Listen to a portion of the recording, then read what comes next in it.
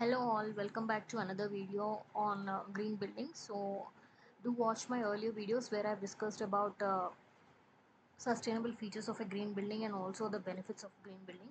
Today we will see another important topic, which is key requisites for constructing a green building. So for a green building to be classified as green, as I've already discussed, it is supposed to fulfill some criteria, and that six criteria are the key requisites basically that should be considered before constructing a green building. So the six criteria or the six parameters are energy efficiency, environmental quality, and sustainable site planning and management, materials and resources, water efficiency, and innovation. Let's see one by one key requisite in detail. The first one is energy efficiency. So uh, what is under energy efficiency? So this covers how the building's design deals with the distribution of energy and its consumption. It states that for a building to be considered green, it must optimize building orientation, like harvesting how much extent of natural light is possible, that much of natural light we should harvest. We should minimize the solar heat gain. We should use renewable energy in building services, and also we should ensure proper testing, commissioning, and regular maintenance of this energy use. By increasing energy efficiency, we reduce the wastage of energy and use fewer resources for creating energy, which in turn reduces the carbon footprint.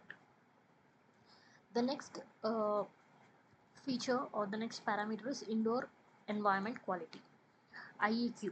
So, the outside environment is not only the thing that influences our health, the quality of our indoor environment also plays a major role, more so now than ever before, since many people spend the majority of their time indoors. To achieve a high quality indoor environment, architects must take into account the air quality, the acoustics, the visual, and also the thermal comfort. This involves the use of quality air filtration methods, as well as proper ventilation, as well as sustainable temperature and humidity control. By creating a better indoor environment with better air quality and temperature, we can reduce energy expenditure, decrease the carbon footprint, and also save money. Next, we have sustainable site planning and management. Buildings that consider appropriate sites that have easy access to public transport, open spaces such as parks, community services, and good landscaping, and proper storm water management shows a good amount of sustainable planning and management. Staying close to public transport encourages residents to use this form of transportation rather than buying their own vehicle, and having proper parks and landscaping with greenery and plants promotes a healthy environment and also goes a long way into reducing the carbon footprint. Next is materials and resources. A green building is only truly green if it uses environmentally friendly and sustainable materials, and the resources with which it is being built, and afterwards for maintenance and also for running of the facilities. Builders must also practice proper waste management systems with storage, collection, and reuse of recyclables. By reusing old materials and recycling, we can eliminate the need to create new ones, which in turn reduce the carbon emission. The next one, we have water efficiency.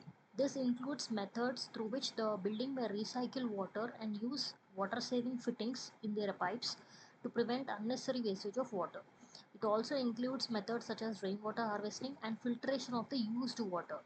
Recycling water requires less energy compared to pumping new water. Reduced energy consumption equals reduced carbon emission, which means a reduced carbon footprint. And finally, we have innovation. This criteria is a bit more ambiguous as it involves any innovative design, initiative, or method which promotes sustainable living and helping the environment, reducing carbon emission, and meeting with the objectives set by the green certification agencies. So, in the next video, I'll be explaining about the green certification agencies and types of certifications. So, examples are innovations in design, tailoring the building to respond to local needs, and creating business and employment.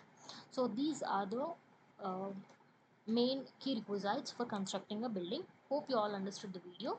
Thanks for watching.